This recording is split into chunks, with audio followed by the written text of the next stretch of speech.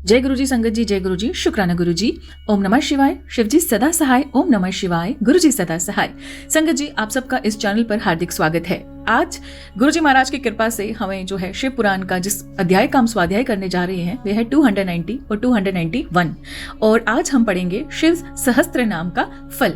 अगर आप चैनल पर नए हैं और प्रतिदिन शिव पुराण सुनना चाहते हैं तो कृपया करके आप सब्सक्राइब के बटन को प्रेस कर लें और साथ जो नोटिफिकेशन के बेल आइकन को भी प्रेस कर लें, जिससे प्रतिदिन के जो शिव पुराण के सत्संग है वो सुगमता से आप तक पहुंच जाएंगे।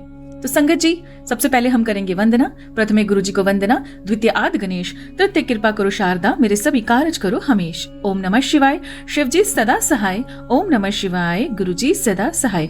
संगत जी, पाठ आरंभ करने से पहले आज की हम टेलीपैथी देख लेते हैं कि गुरुजी महाराज ने आपके लिए आज टेलीपैथी थॉट क्या भेजा है। संगत जी, आप एक ऐसे कपल हो सकते हो या आप ऐसी वाइफ हो सकते हो जिनके अपने हस्बैंड अंकल के साथ बहुत ज्यादा झगड़े चलते हैं, क्योंकि आप इंस्टाग्राम से बहुत देखते हो, रील्स बहुत देखते हो और आपको लगता है कि ये काम तो पति को करना चाहिए, ऐसा तो पति को ट्रीटमेंट देना चाहिए। वो इंसान है। तो गुरुजी महाराज का थॉट भी आपके लिए आज यही है कि तेरा पति तेरे लिए बहुत मेहनत करता है, पर तू बस उससे लड़िया ना कर, फिर देख कि घर विच बरकत कैसे होती है। चल अब तू हाजिरी लगा, मतलब आपने जो भी शुक्राना आपका पेंडिंग है वो आपने जरूर करना है और अपने पति के साथ, आप अपने हस्बैंड अंकल के साथ आज वाला सत्संग आपने क्या करना है, शेयर करना है। तो हमेशा क्या होता है संगत जी, हम बहुत ज्यादा एक्सपेक्टेशंस रख लेते हैं अपने फ्रेंड्स को देख के। देखिए, हर किसी का ना, मतलब मैं आपको एक चीज बोल दूं, बेशक आपके पति अंकल जिस भी बैकग्राउंड से आपने जहां भी शादी की है, लॉसेस प्रॉफिट सबको होते हैं। आपने उनके साथ शादी की है ना, आप उनकी अर्धांगिनी बन जाइए। अगर वो इस समय आपको लगता है कि नहीं कर पा रहे हैं, उनसे नहीं हो पा रहा है, तो उनको थोड़ा समझने की कोशिश करो, क्योंकि हो सकता है उनको प्रॉफिट ना हो रहा हो, पैसे ना निकल पा रहे हो। तो दूसरों को देख के और ज्यादा डिमांडिव हो जाना, एग्रेसिव हो जाना, लड़ना कि तुम ये नहीं करते वो नहीं करते, तो गुरुजी कह रहे हैं जो भी आप हो प्लीज ऐसा उनके साथ मत करें। वो कल को आपको अच्छा फ्यूचर देने के लिए ही आज मेहनत कर रहे हैं। अगर आपने उनको लड़ने की बजाय आप उनको ये बोल देना कि मुझे आप पे पूरा भरोसा है और मैं बहुत फक्र महसूस करती हूँ कि आप मेरे लिए इतनी मेहनत कर रहे हैं, तो आपके हस्बैंड अंकल कितना, मतलब ईश्वर भी देखेंगे ना कि आप अपने पति के लिए कितना अच्छा सोचती हैं, तो फिर क्यों नहीं होगा। आपके घर में बहुत कुछ अच्छा होगा। बस रील्स देखने के बाद, किसी को देखने के बाद कभी डिमांडिव नहीं होना हस्बैंड अंकल के साथ, कभी झगड़ा नहीं करना कि तुमसे होता नहीं है, फलाने के अंकल ने ये किया है, मेरी फ्रेंड ने वो किया है, ऐसा ले लिया है, नहीं, ये नहीं बोलना। बस ये बोलना है पॉजिटिव वे में, क्योंकि वहां पे भी हम अपने कर्म बनाते हैं। अगर आपको कोई चीज बहुत अच्छी लगी है तो हस्बैंड अंकल को बोलो, हाँ उन्होंने कितनी अच्छी गाड़ी ली है ना, तो आपने उनसे लड़ना नहीं है। आप ऐसे बोल दो कि ये ख्वाब हमारा कब पूरा होगा, हम दोनों कब अपनी गाड़ी में बैठेंगे। तो देखो आपके हस्बैंड अंकल क्यों नहीं, अगर आप प्यार से बैठ के उनके पास अगर ऐसी बात करो, वो क्यों नहीं आपकी बात मानेंगे। मतलब उनके मन में ऐसे आ जाएगा कि भाई नेक्स्ट टारगेट तो मैं इसकी गाड़ी में बिठा के रहूंगा। बात करने का एक तरीका होता है। अगर आपको बड़ा एग्रेशन आ रहा है, पहले रसोई में जाइए, पानी पीजिए, गुरुजी महाराज के स्वरूप के सामने जाइए, ठीक है, बोलो गुरुजी मुझे ताकत दो कि मैं उनसे प्यार से बात कर पाऊँ। तो मैं कहती हूँ आप प्यार से बात करो। वो एग्रेसिव भी होंगे, आप प्यार से बात करो। अगर वो बोलेंगे ना नहीं मुझसे नहीं हो सकता, आगे बहुत खर्चे हैं, फिर भी उनका हाथ पकड़ के आप आराम से बोलो कोई बात नहीं, इट्स ओके, एक ना एक दिन तो आएगा ना, या उसकी भी उम्मीद छोड़ दूँ। हाँ, फिर देखो उनका रिस्पॉन्स कैसे आता है ना।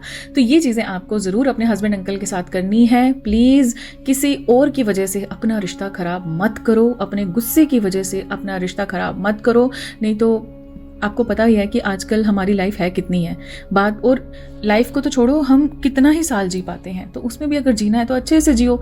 जो ईश्वर ने आपके भाग्य में लिखा होगा वो आपको जरूर मिल जाएगा। बस आपने कभी उस चीज के लिए लड़ना झगड़ना नहीं है, सिर्फ मेहनत करनी है। हस्बैंड अंकल भी मेहनत कर रहे हैं, आप भी मेहनत करो, ठीक है, तो वो ज्यादा बेस्ट रहता है।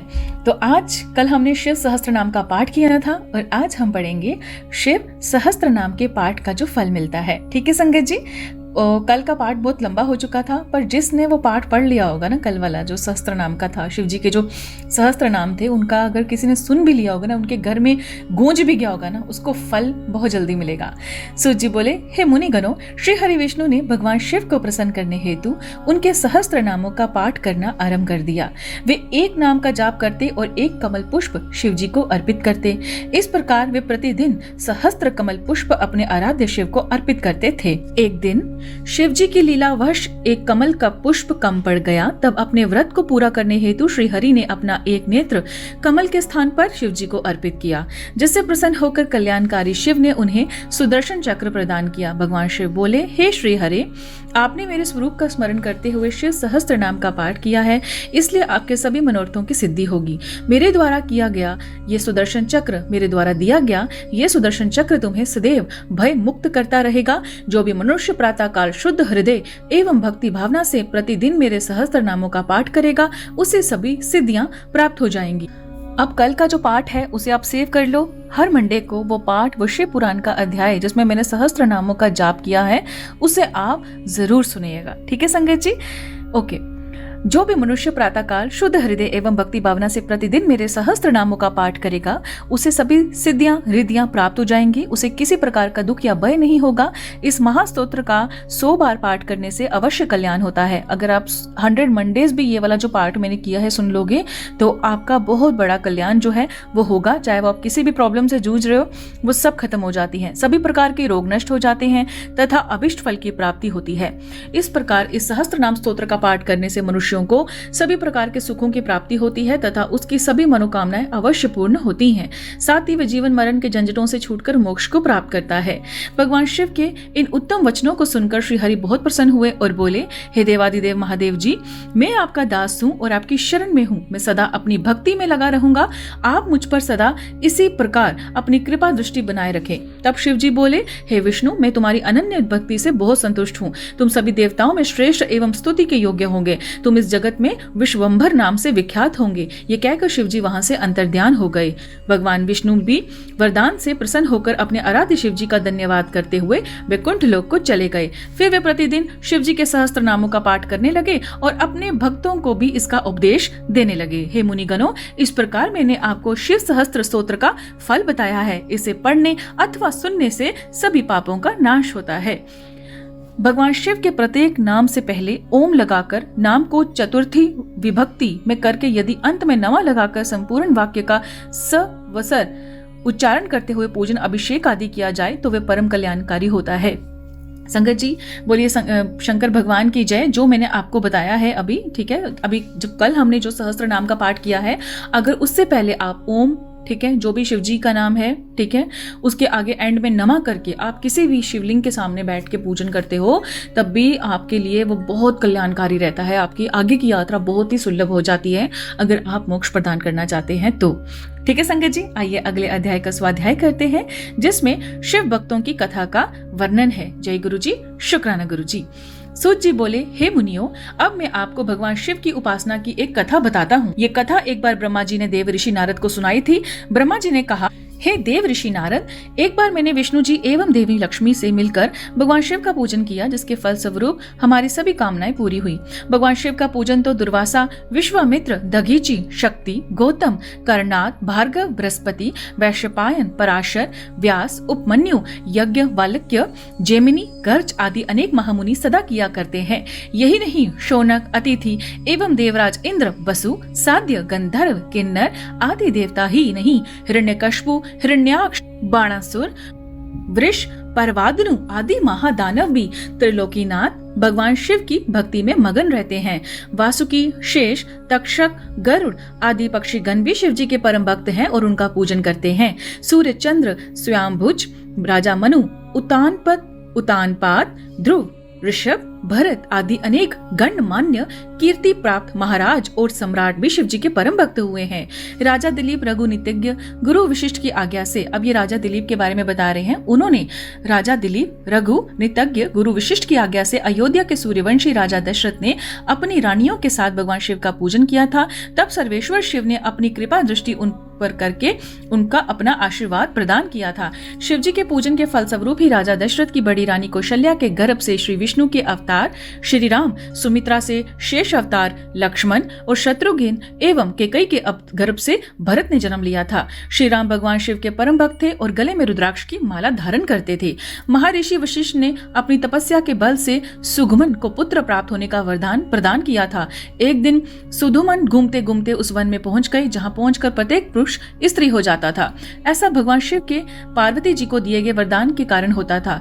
उस वन में पहुंचकर सुधुमन भी स्त्री बन गए। स्त्री भाव को प्राप्त हो जाने के कारण वे बहुत दुखी थे।